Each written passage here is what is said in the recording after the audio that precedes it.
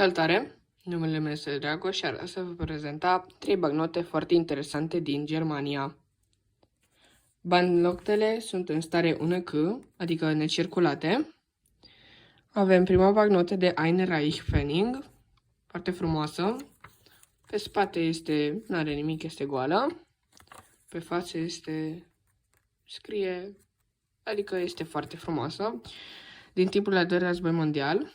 Aici avem, vedeți, svastica. Așa.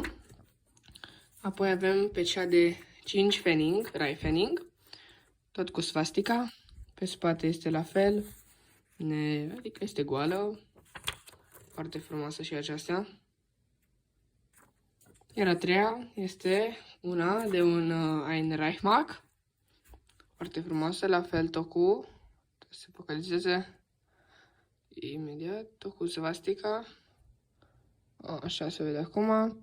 Foarte frumoasă. Aceasta pe spate sunt niște informații. Nu o să mă pun acum să le citesc. Dacă doriți să le citiți.